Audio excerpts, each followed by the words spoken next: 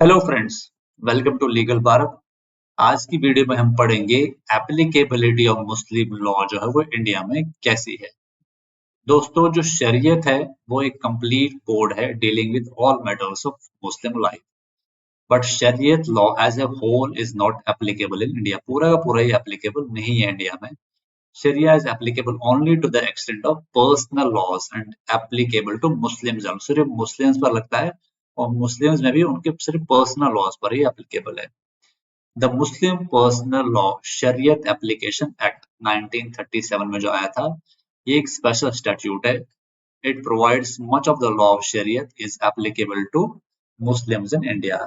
इसमें 6 सेक्शंस है और जो सेक्शन 2 है इसका, वो उसमें क्या लिखा है, notwithstanding any custom or usage to the contrary in all questions save questions relating to agricultural land, regarding intestate succession, special property of females, including personal property inherited or obtained under contract or gift or any other provision of personal law, marriage, dissolution of marriage, including talaq, ilah, zihar, lien, khulla and mubarak।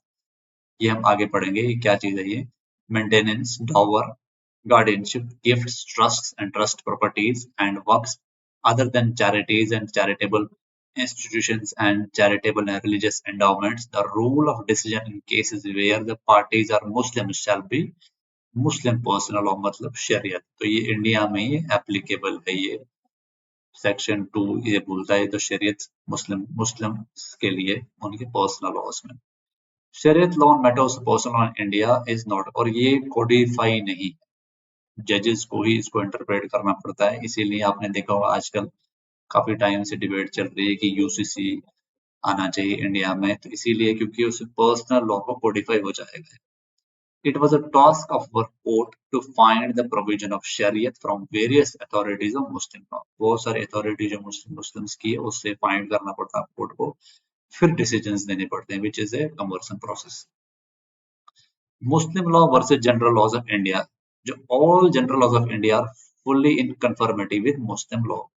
जो general laws India में है वो मुस्लिम laws के साथ में वो align करते हैं। जो जुडिशियल सिस्टम जो इंडिया का, जो वो सिविल और क्रिमिनल जो है वो मुस्लिम सिस्टम फॉलो करता है।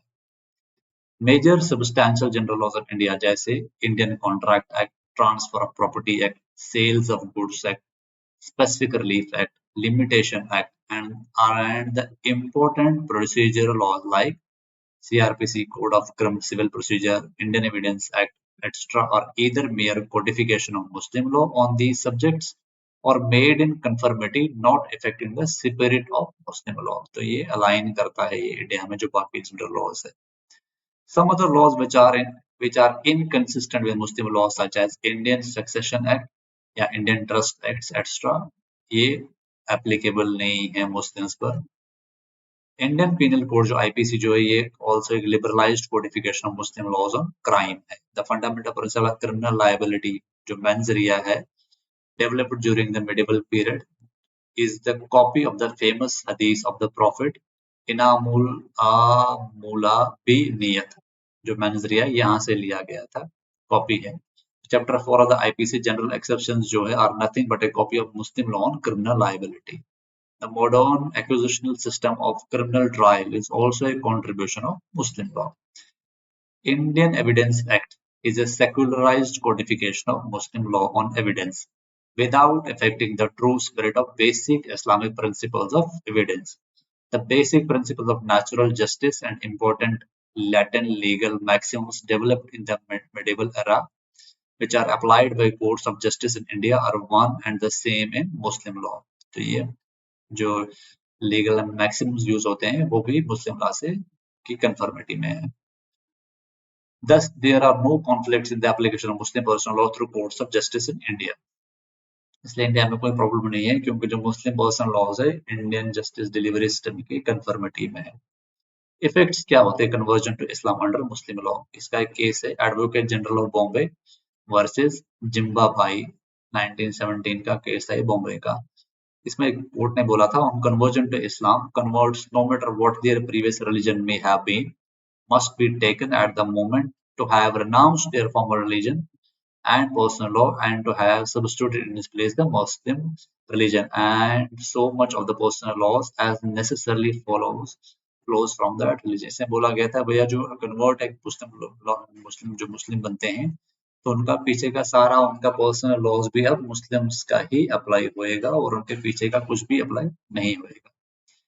फिर एक और केस है जॉन जीवन चंद्रा दत्ता वर्सेस अविनाश 1932 का केस है ये कलकत्ता का। इसमें क्या लिखा गया था, कोर्ट ने बोला था कि दो an Indian Christian domiciled in India can, after his conversion to Islam, legally contract a second marriage with a Muslim woman while his former marriage with a Christian woman is still subsisting। ये कहा गया था अगर एक Christian person है इस्लाम का कबूल करता है तो वो दूसरी शादी कर सकता है किसी मुस्लिम वुमन के साथ में और उसकी पहली शादी भी जो क्रिश्चियन वुमन के साथ है वो भी चलती रहेगी। फिर एक और केस है Mrs Nandi versus the crown 1920 का केस है। इसमें लिखा गया बोला गया था the conversion of a Hindu wife to Islam does not ipso facto dissolve her marriage with her husband and she would be guilty of bigamy if she marries again। इसमें क्या अगर एक हिंदू वाइफ इस्लाम में कन्वर्ट होकर कोई दूसरी शादी करती है तो वो बाइगेमी उसको चार्ज होगा, उसकी पुरानी शादी डिसॉल्व नहीं होगी। पर एक और केस है खम्बता वर्सेस खम्बता 1934 का बॉम्बे का केस है। इसमें ये बोला गया था Muslim married a Christian women in the Christian form. एक मुस्लिम ने क्रिश्चियन औरत से शादी करी क्रिश्चियन रीति रिवाज से। The wife became a convert, wife ने इस्लाम में कन्वर्जन कर लिया and the husband divorced her by तलाक, हस्बैंड ने उसको डिवोर्स कर दिया। इन दी सर्कमस्टेंसेस कोर्ट ने ये बोला गया था भाई ये डिवोर्स जो है वो वैलिड है। तो ये वीडियो यहाँ खत्म होती है। नेक्स्ट वीडियो में हम पढ़ेंगे मैरिज अंडर मुस्लिम लॉ। तो आपका कोई क्वेश्चन है तो आप कमेंट में पूछ सकते हैं। वीडियो आपको अच्छी लगी है तो प्लीज इसको लाइक करें, शेयर करें और चैनल पर नए हैं तो चैनल को सब्सक्राइब कर दें। Thank you very much.